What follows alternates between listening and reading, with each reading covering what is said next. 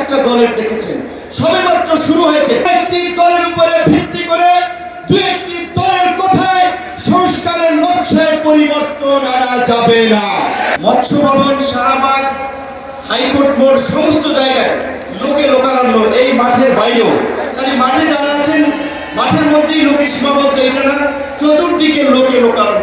এরকম একটি সফল মহাসমাবেশ আয়োজনের জন্য ইসলামী আন্দোলন বাংলাদেশের সারা দেশের নেতৃবৃন্দকে গণ অধিকার পরিষদের পক্ষ থেকে অভিনন্দন এবং শুভেচ্ছা জানাই।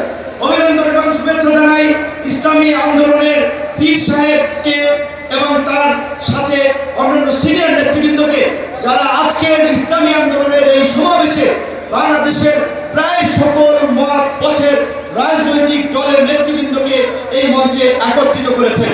এবং আজকের এই সমাবেশ অত্যন্ত সময়োপযোগী এবং কার্যকর বিষয়ের উপরে ভিত্তি করে নির্ধারণ করা হয়েছে। আপনারা জানেন, বাংলাদেশের 24-এর গণ অভ্যুত্থান পরবর্তী রাষ্ট্র সংস্কারের যে জন আকাঙ্ক্ষা তৈরি হয়েছে, শাসনতান্ত্রিক ব্যবস্থার পরিবর্তনের যে রাজনৈতিক এবং জন আকাঙ্ক্ষা তৈরি হয়েছে, সেই আনুপাতিক হারে নির্বাচনের দাবিতে আজকে বোধ হয় কয়েকটি দল ব্যতীত সব দলই কিন্তু এই মঞ্চে ইতিমধ্যে হাজির হয়ে এই সংখ্যানুপাতিক নির্বাচনের পক্ষে তাদের দলীয় সমর্থন ব্যক্ত করেছে।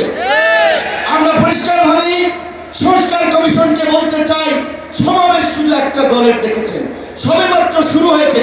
ইসলামী আন্দোলন আজকে করেছে, 19 তারিখ জামায়াত করবে, তারপরে গণ অধিকার পরিষদ করবে। রাষ্ট্র সংস্কার এবং জন আকাঙ্ক্ষার বাস্তবায়নে সমস্ত রাজনৈতিক দলগুলো জনসমাবেশের মাধ্যমে এই সরকারকে তাদের সমর্থন দেখিয়ে দেবে।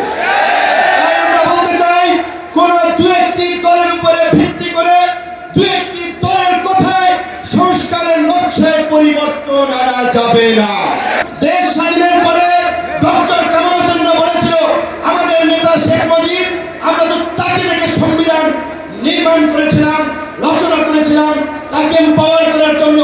আজকে সংস্কার কমিশনকে বারবার আমরা বলতে চাই, দু একটি দলকে প্রাধান্য দিয়ে বেশিরভাগ জনগণের আকাঙ্ক্ষার বিপরীতে গিয়ে কোন সিদ্ধান্ত বাস্তবায়নের দুঃসাহস দেখাবেন না।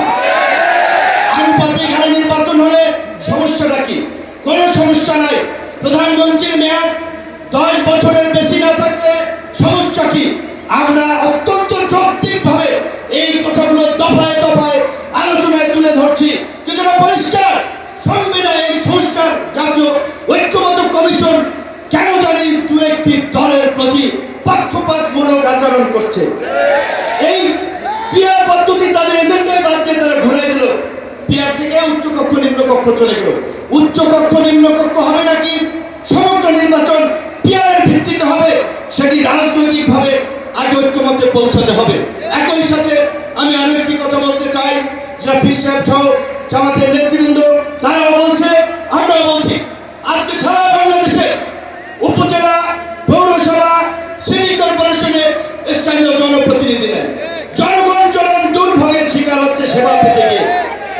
সরকারের উন্নয়নমূলক কর্মকাণ্ড ব্যাহত হচ্ছে এবং 50 বছরের যে অভিজ্ঞতা, নির্বাচনের পরে রাজনৈতিক দলগুলো, এমপিরা মিলে, মন্ত্রীরা মিলে কেন্দ্র দখল করে তাদের নেতাদেরকে পুলিশ প্রশাসনকে দিয়ে জেতায়।